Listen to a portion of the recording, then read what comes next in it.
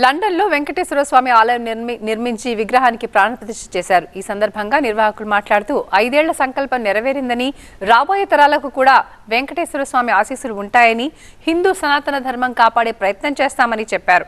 చిన్నపిల్లలకు అనేక ఆధ్యాత్మిక కార్యక్రమాలు త్వరలో చేస్తున్నట్టు ప్రకటించారు. స్వామిని దర్శించుకోవాలంటే తిరుపతికి వెళ్ళాలి. మరి లండన్లో ఉన్న భక్తులు అక్కడికి వెళ్ళి దర్శించుకోగలరా?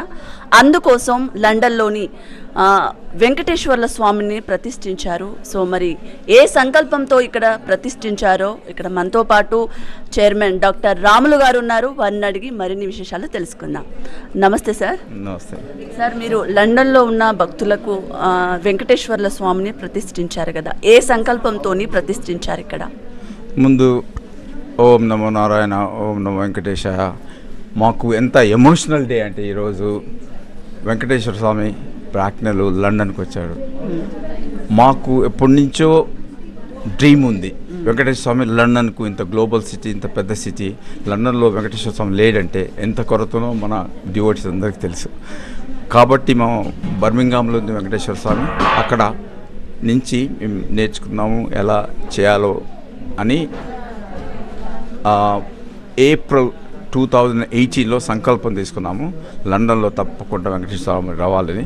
లైక్ మైండెడ్ డివోటీస్ అందరు కూర్చొని కోర్ కమిటీలాగా ఫామ్ చేసి అప్పటి నుండి 5 years ago ఎన్నో విధాలుగా ప్రమోట్ చేశాము, హార్డ్ వర్క్ చేశాము. టీం అంతా కలిసిమెలిసి డబ్బులు రేస్ చేసి ఈ టెంపుల్, ఈ బిల్డింగ్ని కొని ప్లానింగ్ పర్మిషన్ రావడం కూడా మహా కష్టం.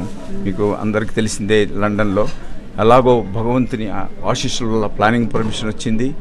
తర్వాత ఎన్నో అడ్డంకులు ఎదుర్కొన్నాం, కానీ ఆయన బ్లెస్సింగ్స్ వల్ల అన్నీ సమంగా జరిగిపోయాయి. ఈరోజు ఇక్కడికి వచ్చాడు. గోవిందా గోవిందా. అలాగే మీ ముందు తరం వాళ్ళకు మీరు ఏం చెప్పాలనుకుంటున్నారు? ఓకే, వెంకటేశ్వర స్వామి ఇక్కడికి రావాలి తెప్పించుకుంది మా కోసమే కాదు, మా ఫ్యూచర్ జనరేషన్స్, చిన్నవారు పెద్దవారు, several generations. I think is going to be in London. తర్వాత మేము ఎన్నో కార్యక్రమాలు చేపట్టబోతున్నాము పిల్లల కోసం.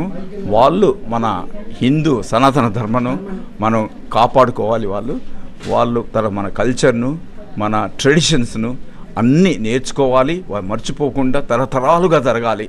మన వెంకటేశ్వర స్వామి అలా గైడ్ చేస్తాడు.